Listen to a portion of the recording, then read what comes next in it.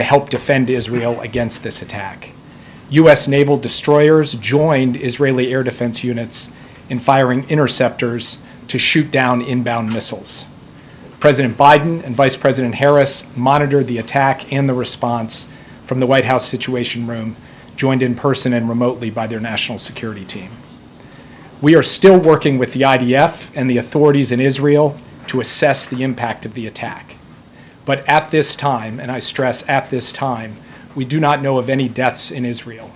We are tracking the reported death of a Palestinian civilian in Jericho in the West Bank.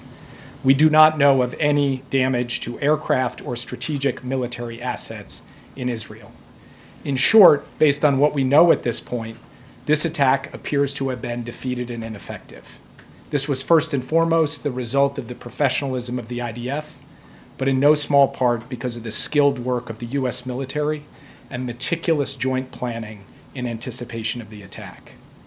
We are also aware of reports of a terrorist attack in Jaffa that took the lives of a number of Israeli civilians and wounded several others today. Our condolences go out to the families of the victims and to the family of the Palestinian civilian in Jericho. Obviously, my update here is based on early reports, and we reserve the right to amend and adjust as necessary as we gather more information. The word fog of war was invented for a situation like this. This is a fluid situation. We will consult with the Israelis on next steps in terms of the response and how to deal with what Iran has just done, and we will continue to monitor for further threats and attacks from Iran and its proxies. We are particularly focused on protecting U.S. service members in the region. And with that, I'll take just a few questions. Yeah. Thanks, Jake. Is the administration making any preparations to evacuate U.S. citizens from Lebanon or elsewhere in the region? We have been very clear for some time now that U.S. citizens should avail themselves of commercial means to depart Lebanon, given everything that's going on. We have said that from this podium, from multiple podiums. We continue to say that, but we have not begun triggering a non-combatant emergency evacuation, a NEO, and do not have an intention to do so at this time. If that changes, we'll let you know. But we continue to reinforce the point. American citizens in Lebanon should follow the guidance from the State Department, which is to find civilian commercial means to depart, because in extremis, we may not be able to get them out safely. Yes. Thanks, Jake. What is the U.S. view on whether Israel should retaliate, and what is your concern about this leading to a wider escalation of war in the region? We've had some initial discussions with the Israelis in the aftermath of this at the military level and also at the White House to Prime Minister's office level. We'll continue those conversations in the hours ahead. I'm not going to prejudge or get ahead of anything. We want to have some deep consultations with the Israelis, and I'll have more to report to you after we get the opportunity for deeper discussions. And escalation in the region? Obviously, this is a significant escalation by Iran, a significant event, and it is equally significant that we were able to step up with Israel and create a situation in which no one was killed in this attack in Israel, so far as we know at this time. We are now going to look at what the appropriate next steps are to secure, first and foremost, American interests, and then to promote stability to the maximum extent possible as we go forward. Yeah. Back in April, the president's message to Israel was to take the win when the U.S. and Israel were able to intercept the barrage of Iranian missiles. Is he recommending a similarly limited response this time? I will not, from this podium, share the president's recommendations. He will have the opportunity to share them directly. We're going to have, as I said, ongoing consultations with the Israelis this afternoon, this evening. It is too early for me to tell you anything publicly in terms of our assessment or in terms of what our expectations are of the Israelis or the advice that we will give them. So will he be speaking to Prime Minister Netanyahu today? I don't have anything to announce from this podium, but I can tell you that he is tracking this minute by minute. We are very much deeply in touch with the Israelis, and insofar as we have calls to read out, we'll make sure to read them out with you. Just last question, then I'll turn it over. Thank you, Jake. In April, after Iran struck Israel, the U.S. issued a number of sanctions as a consequence. This morning, the president said there would be severe consequences if Iran carried out this attack. What are those consequences, and are they more severe than sanctions? Totally legitimate question, and that answer will come based on the conversations and consultations we have with our Israeli counterparts. It's too soon for me to stand before you today and give you an answer. What I can tell you is this. We are proud of the actions that we've taken alongside Israel to protect and defend Israel. We have made clear that there will be consequences, severe consequences for this attack, and we will work with Israel to make that the case. Thank you very much. Thank you. Thank you, Jake. Thank you, Jake. Okay, on to the rest of the programming here. This morning, President Biden was briefed by his Homeland Security Advisor, Liz Sherwood Randall, on the latest impacts of Hurricane Helene, and this afternoon he will receive an interagency briefing on the Hurricane Helene response and recovery efforts. At the President's direction, the Biden-Harris administration continues to use every tool available to get assistance and resources to the communities that need them the most. Yesterday, the President approved a major disaster declaration for Georgia, which will unlock additional assistance to help those recovering. This is in addition to the major disaster declaration swiftly approved by the President following requests from North Carolina, South Carolina, and Florida, as well as requests for emergency assistance across 7 states. Tomorrow, the President will travel to Raleigh, North Carolina, where he will visit the State Emergency Operations Center to meet with local officials and also first responders. And the Vice President will travel to Augusta, Georgia tomorrow, and will then head to North Carolina in the coming days. As of today, thousands of personnel from across the federal workforce are deployed and supporting state-led Hurricane Helene response efforts across the 6 affected states, including over 1,200 personnel in North Carolina. Still, there is more work to be done, and the Biden-Harris administration will be there for these communities every step of the way. Now, as you can see, we also have Secretary of Homeland Security, Alejandro Mayorkas. Thank you, Corinne, and good afternoon. Before standing at the podium, I was at FEMA's National Operations Center being briefed by our personnel as well as state emergency personnel.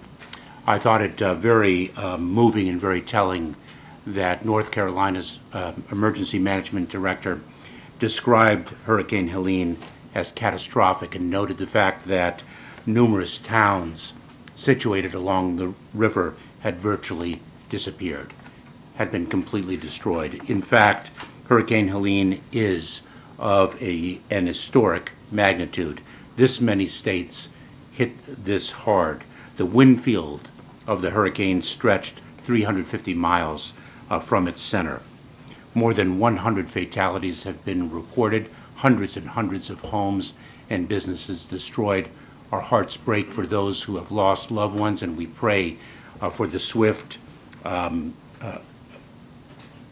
assistance and rescue of those who are currently missing. We are in different phases of a post-hurricane environment depending on the state and the location within the state.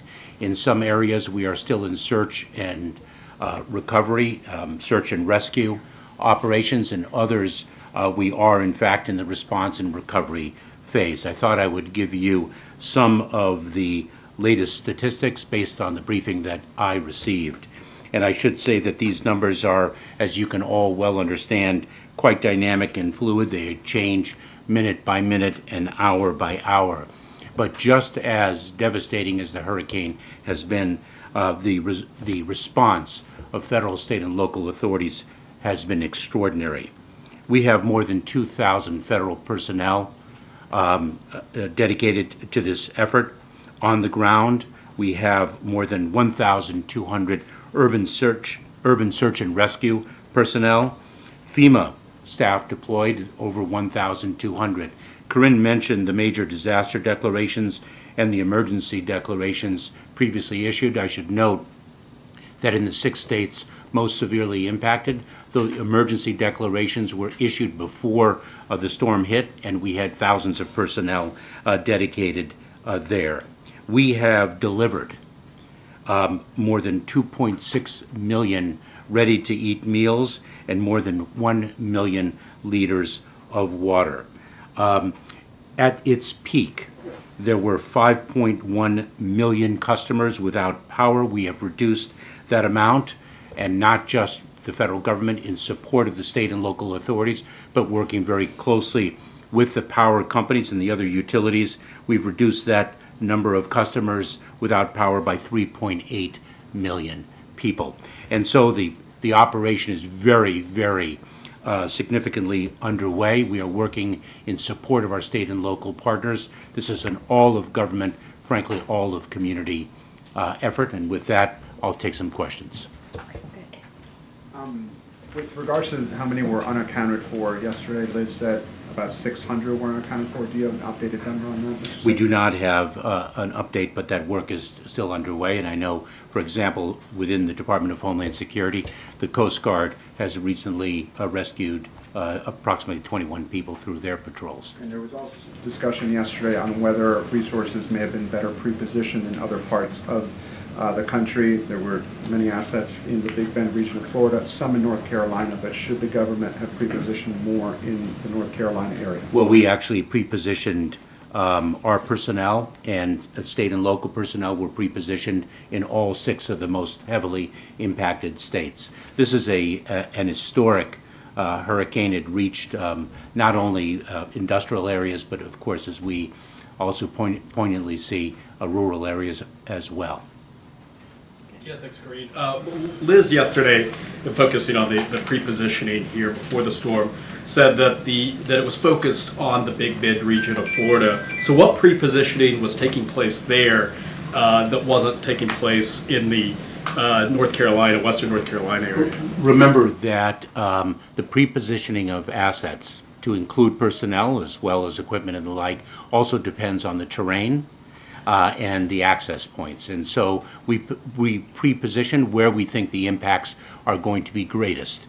And we have seen the impacts hit mountainous regions that are inaccessible. We now have roads destroyed. There is a significant amount of mud.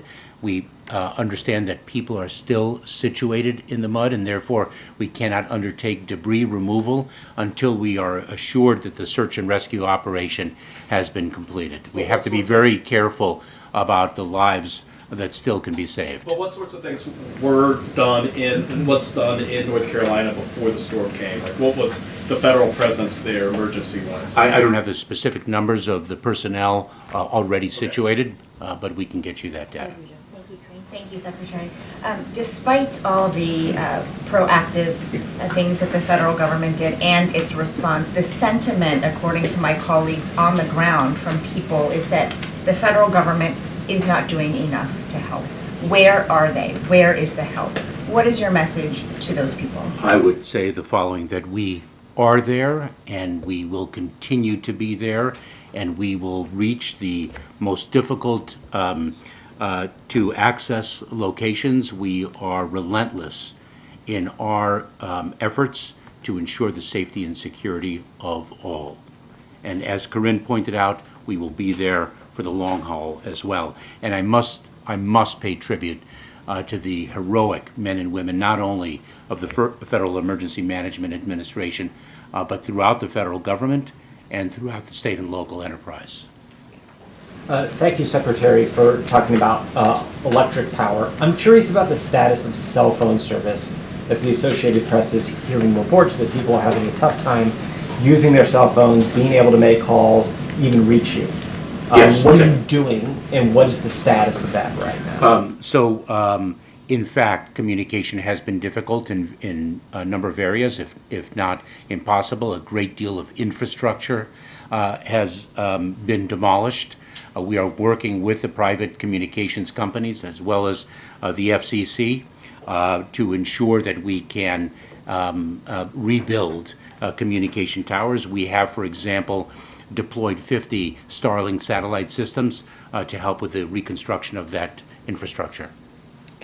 You mentioned that there are roads that have been destroyed. There are places that are so hard hit that it's hard to get to them right now. The President mentioned land bridges yesterday and working with the Defense Department. Can you talk about what the effort is right now to get to some of those hard hit areas and what the timeline is looking like to reach the people that are in need there right now? So this is at the President and Vice President's direction, an all-of-government effort. So it's not only by land, but we have deployed air assets. The Department of Defense has been of extraordinary assistance. I don't recall exactly the number of Army Corps of Engineer that have been deployed. I think it's close to 6,000. So it's an all-of-government effort to reach individuals, not just by land, but by air as well. And how quickly do you anticipate getting to some of those areas that have been cut off because of the roads being flooded? As quickly as we can. Start wrapping up. Go ahead, Jim. Thank you, Corinne. Mr. Secretary, do you have a sense of how much money it's going to cost, A, to do this relief effort, and B, to do the rebuild effort once we get there, and how much of that will be covered by insurance companies, and how much will be covered by the government? So this is a multi-billion-dollar undertaking in terms of the search and rescue and the response. I should note that we already have approved approximately $1.7 million in individual assistance that individuals will be able to access. I believe it'll be as early as tomorrow. It is a direct deposit into their accounts.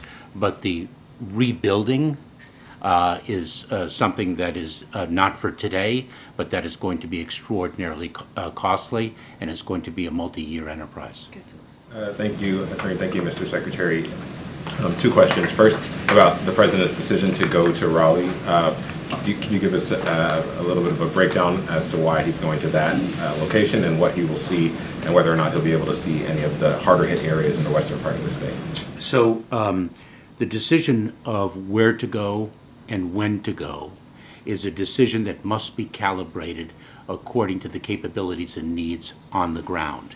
And so the President and the Vice President have been quite deliberate to take those sensitivities into account, to work with state and local authorities and ensure that their visit is constructive and not in any way interfering with the urgency of search and rescue operations and the work underway on the ground.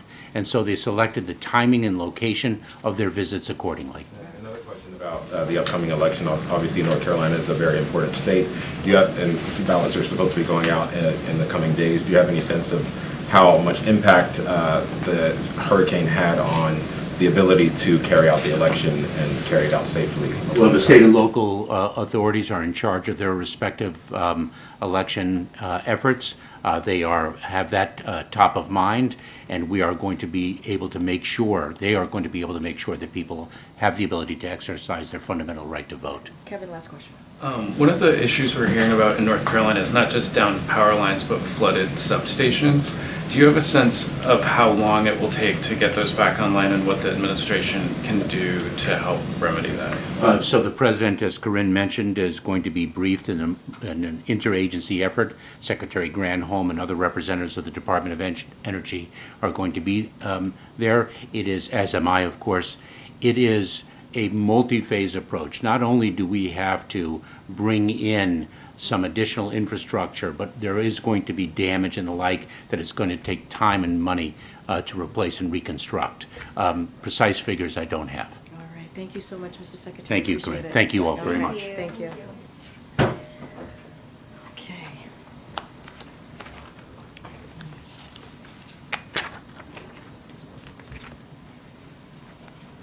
I do want to give some stats, some additional stats, so that you all have this.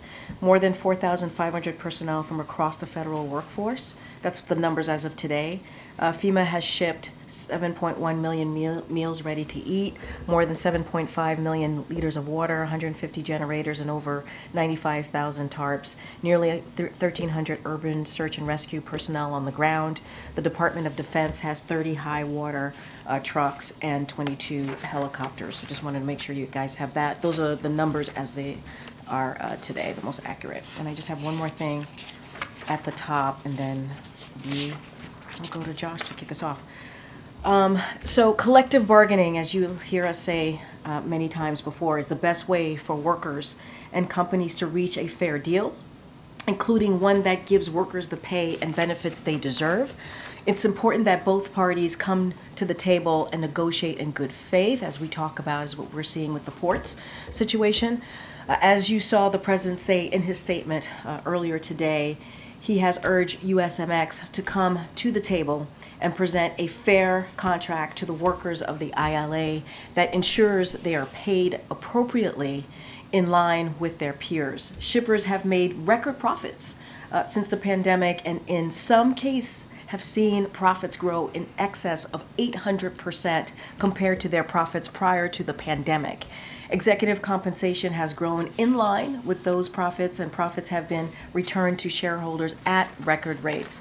It's only fair that workers who put themselves at risk during the pandemic to keep ports open see a meaningful increase in their wages as well. As the president said, dock workers will play an essential role in getting communities the resources they need out of the aftermath of Hurricane Helene.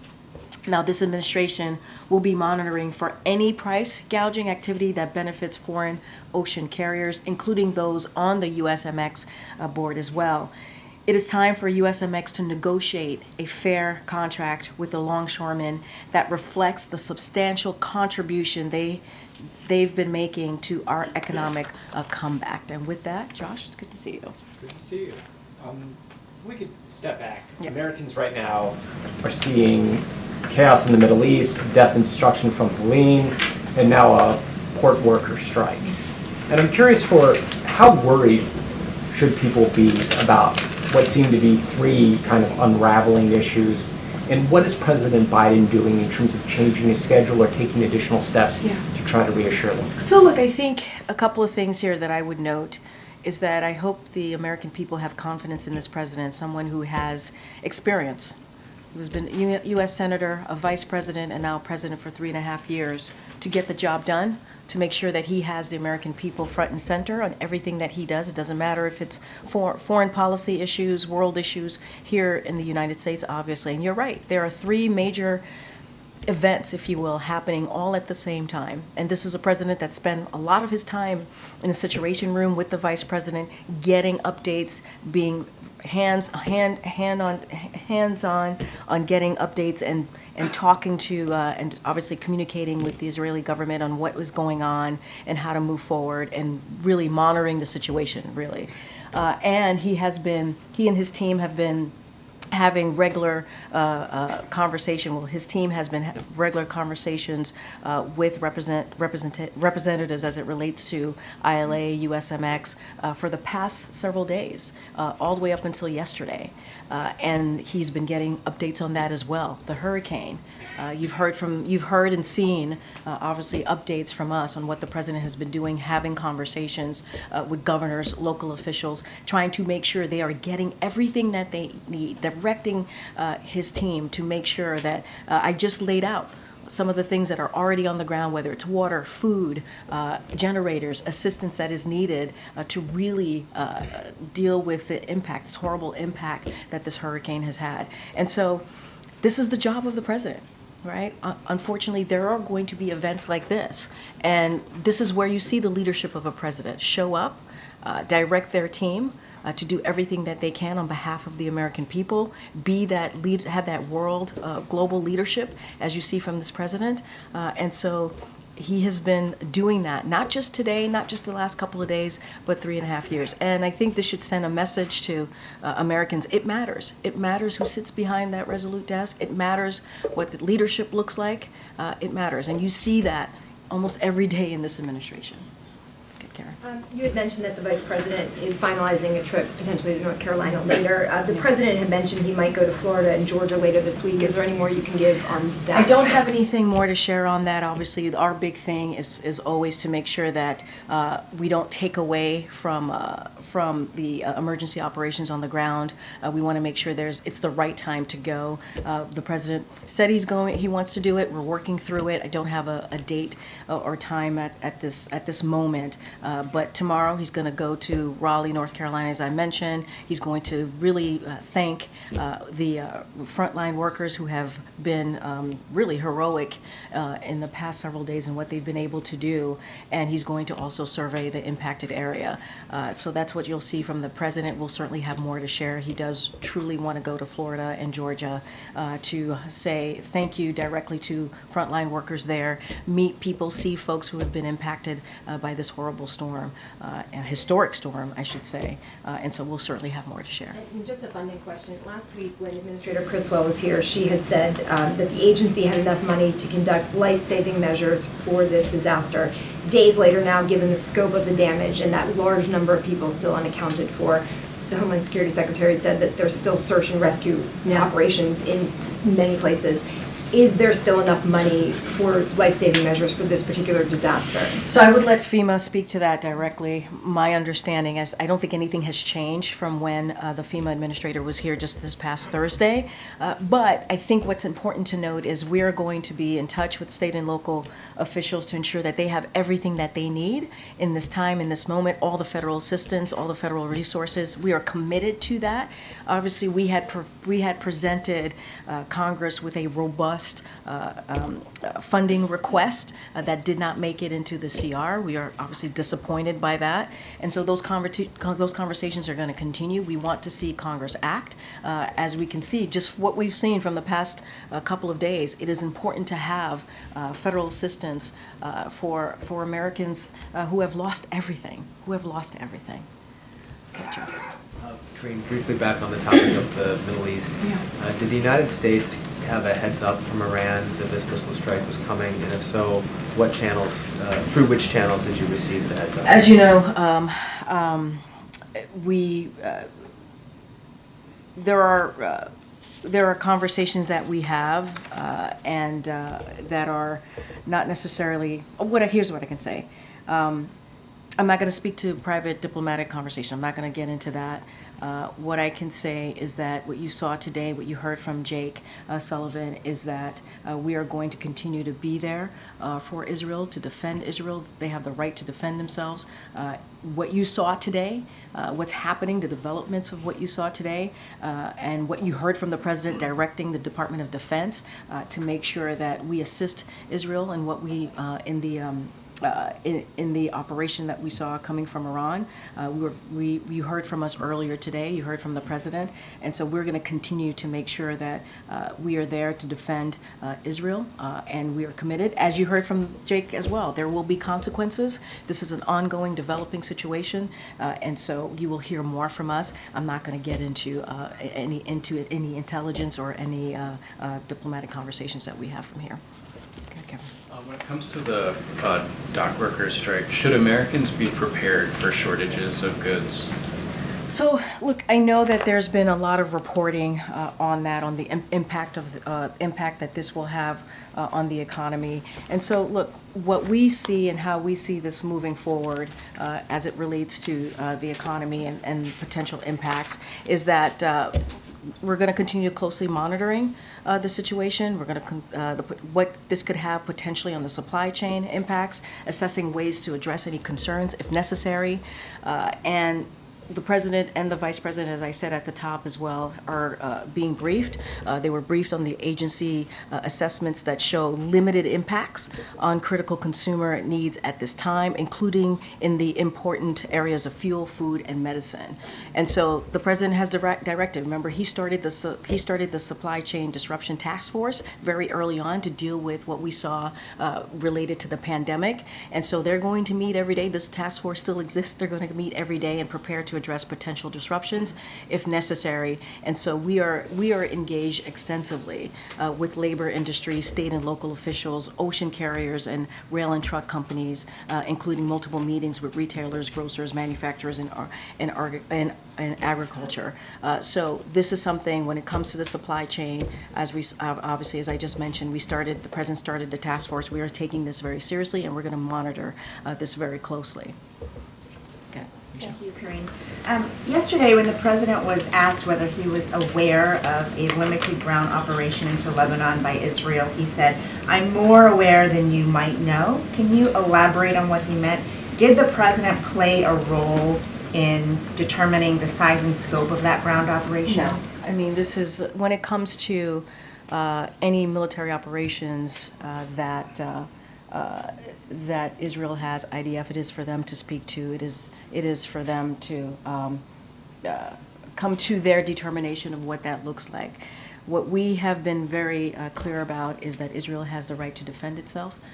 against Iran-backed groups, including Hezbollah, Hamas, and the Houthis, and we have always been clear about that. We understand, as I've stated, and I'll give a little bit more today, the Israelis will be conducting limited operations to destroy Hezbollah infrastructure that would be used to threaten Israeli citizens, and this is in line with Israel's right to defend itself and its citizens and safely return their civilians to their homes. So we support that right to defend themselves against Hezbollah and all of Iran-backed groups, and we've been very consistent about that and will continue to be so. And then I know there is a lot going on, but will the president sit down and watch the vice presidential debate tonight? Where, with who? As you just stated, there's a lot going on. There's a lot going on. I mean, the question that I got from Josh moments ago is there are multiple events happening all at once, and the president is going to continue certainly to deal with all of these events on behalf of the American people. Look, you heard from the president just a couple days ago. He has complete confidence in Tim Walz. I'm going to be really mindful, because it is a campaign event. I'm just going to leave it there. Is he going to watch? He's going to be very, very busy, continues to be very busy with all of the events happening today, but he has complete confidence in Tim Walz. Thank you. Okay. You spoke about wages earlier. Can you talk about the president's view of the ILA's push to put restrictions on automation? That's a major sticking point in those negotiations. Look, what I will say, I'm not going to go point by point with what they're negotiating. We believe it is important that workers get a fair pay and also benefits. That's what they deserve. I just laid out what the shippers were able to do. Right, they were able to regain their profits. Some of it in excess of 800% since the pandemic. Right? Executive compensation has grown in line with those profits, and profits have been returned to shareholders at record rates. And so, ILA, these workers deserve to get paid what they're worth. They deserve that. They put their lives at risk during, they worked, they had to work during the pandemic to keep ports open. That was not an easy thing to do. They put themselves at risk, and so now they deserve fair wages. Yeah. Yes, but anything particularly about technology? They're concerned that I hear the question. I'm not going to get into specifics here. What we believe is that they should get their fair wages and benefits, just like their peers, and so we believe that collective bargaining is the way to go. Both sides need to continue to have conversation and do that in obviously in a way that leads to a way that workers get their fair share. Just a question on tomorrow's travel. Why isn't Harris traveling with Biden, since she will be going to North Carolina, as you said, in the coming days? Well, she's going to Georgia, so the president's going to do North Carolina, South Carolina, and she's going to go to Georgia. So I think it was a way to make sure that we cover all fronts, and then she'll go to North Carolina in upcoming days. Thanks, Greg. So on the port strike, so with the rebuilding of North Carolina, South Carolina, and Georgia, isn't it a bad time to have supplies stuck at 36 ports as of right now? So how long then until the president decides he should step in this strike? So a couple of things. According to FEMA, the strike is not impacting the relief of recovery efforts at this time because supplies were pre-positioned. You heard the FEMA administrator mention this just last week. You heard that from the secretary just moments ago. So any specifics on that, obviously, I would refer you to them. Look, we have a supply chain disruptions task force. They're going to be monitoring the situation. There's a reason why the president put that together, to assess the supply chain, and so they're going to be there to work with any potential disruptions. But in your question to me about when is the president going to be involved, the president's message has been very clear. I just laid that out for one of your colleagues. We've been very clear when it comes to these types of moments here, that labor, when it comes to negotiating, there needs to be collective bargaining is incredibly important. Workers need to get their fair share. They need to get what they deserve, pay benefits, wages. It is important that happens. The president's going to continue to be regularly briefed, and we are urging USMX to come to the table to present a fair proposal to ILA. So Taft-Hartley is off the table indefinitely. I've spoken to this. This is not. We have not used Taft-Hartley and we're not planning to. One quick one, if I could, on Iran. So Iran, obviously, we saw what happened today. They've also have an active plot to assassinate one of the candidates in the U.S. election, which could be seen as a direct election interference. Is there any talk of consequences for Iran in terms of limiting their revenue, going after their oil exports? So look, you heard Jake speak to this on what there will be consequences. You heard Jake say this. This is an ongoing situation. He had to get back to his desk to make sure that he continues to monitor what's happening, occurring, having conversations with his counterparts as well in Israel. But this administration has not lifted a single sanction on Iran. We cannot forget that. Rather, we continue to increase pressure. That's what we have seen. Our extensive sanctions on Iran remain in place, and we certainly will continue to enforce them. And you heard from the National Security Advisor. You heard what he said today. But Iran's oil exports have reached record levels now. One report showing 3.2 million barrels per day, according to OPEC. That's about $90 billion a year. So when do we cut off that revenue? We have not lifted a single sanction. If anything, as I said moments ago, we increase pressure. That's what we have been doing. You'll hear more from us. Jake was very clear when he was here at the podium about consequences, and so I'm gonna let that be for now. Okay. Thanks. 6 months ago, the Vice President was in Los Angeles when Iran conducted its first wave of strikes.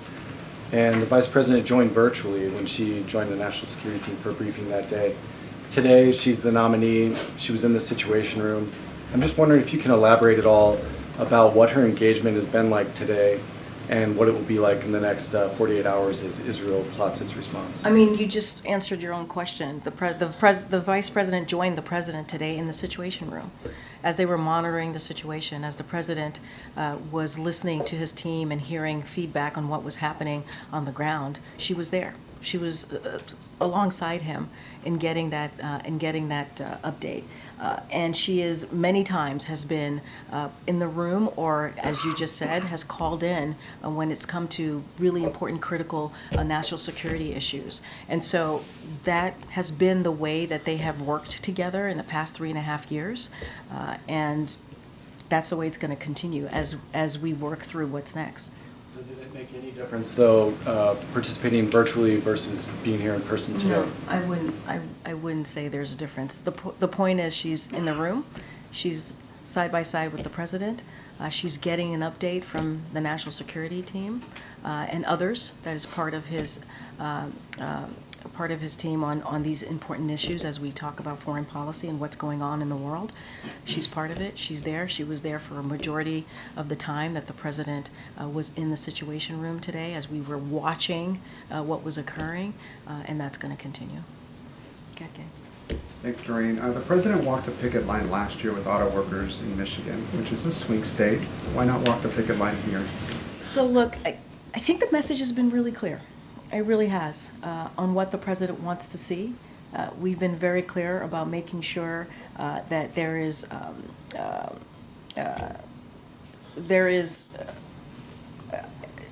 a way that these workers get their fair pay, right? Get their wages.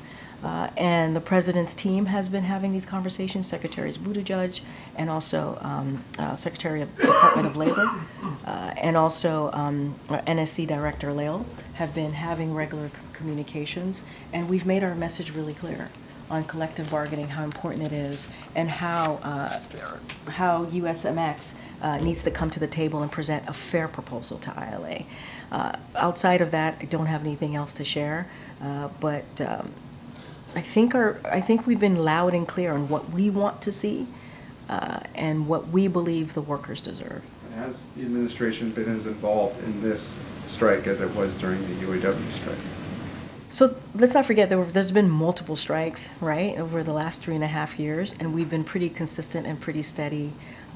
The President has been called the most pro-union president in modern history, if you will. And so we have delivered our message directly to USMX. We have been very, very clear. and also the other senior officials that I listed. It's been very clear. We've delivered those message, and we have been in touch with both parties. And so we're going to continue to do that. And what we want to see is collective bargaining in the best way for the workers, to make sure they get their fair pay, to make sure they get the benefits that they deserve. During the pandemic, they did the hard work. They put their lives at risk to make sure that the ports were open. And let's not forget, these executives have made record profits. And so these workers deserve an increase as well. And quickly on the Middle East, if I may, is the U.S., bottom line, is the U.S. urging Israel to measure its response? What I will say is what Jake Sullivan said to you all just moments ago. We're going to continue the conversations. We're going to, there will be consequences. We're going to continue to be there for Israel, help Israel defend itself. That, when it comes to Israel's security, that continues to be ironclad. I don't have anything else to share beyond that. Thank you. Just turning back to the strike for a minute, I wanted to get a sense. You had mentioned the president calls himself the most pro-union president. Not just him. Not just him. Yeah, union members. Yeah.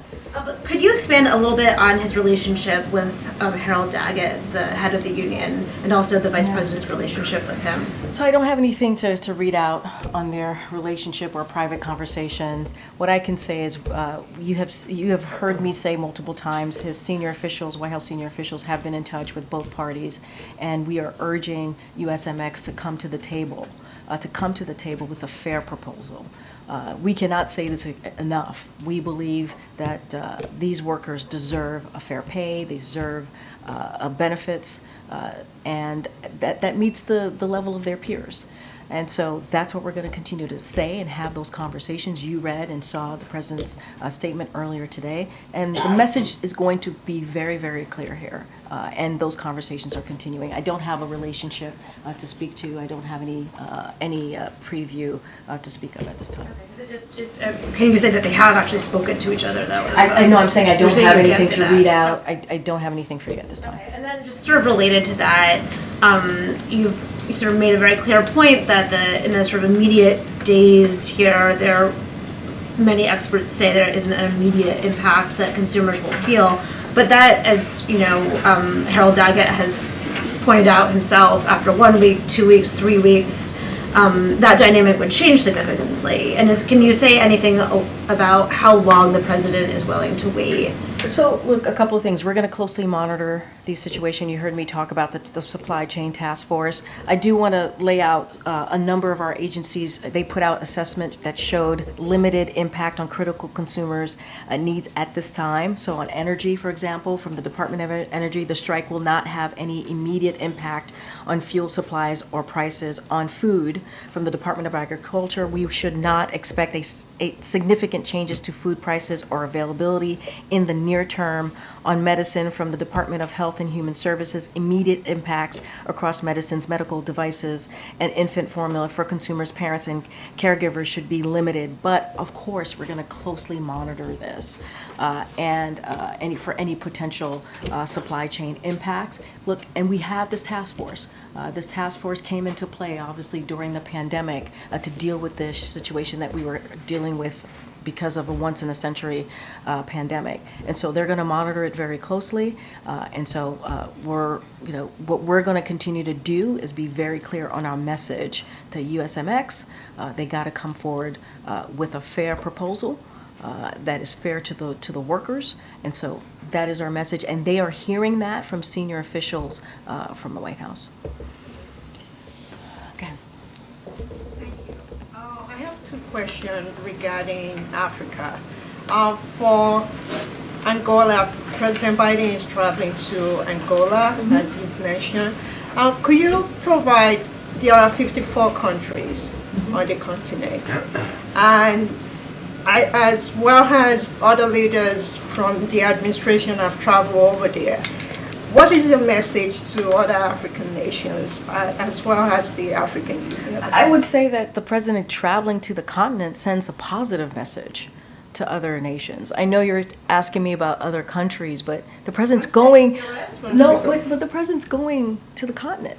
I think, wait, one but country. the president, and you just mentioned too in your question that other officials have gone to other countries in the continent, right? And so, if anything, you have seen our commitment to building on that relationship with those countries in the continent. As it relates to Angola, he's going to have bilateral meetings there. He's going to have multilateral meetings as well to discuss increased collaboration on shared priorities. And let's not forget the PGI, an initiative that this president started.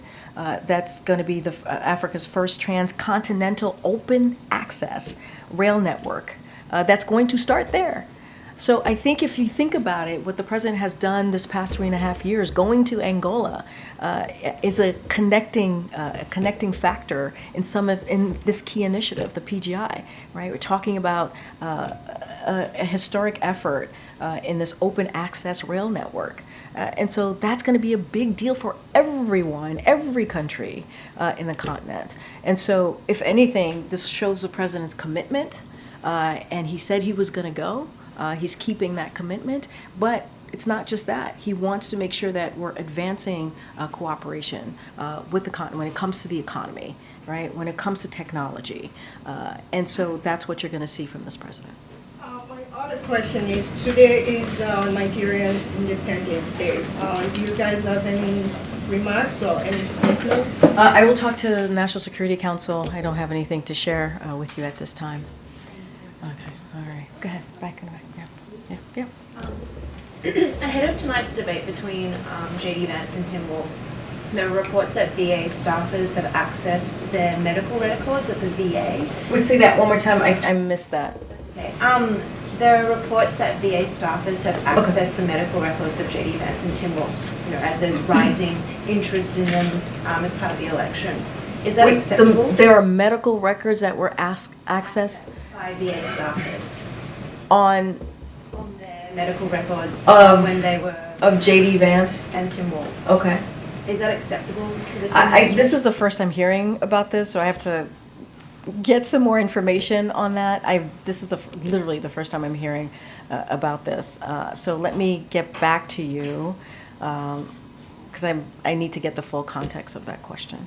All right, everybody. Thank you so much. Thank you.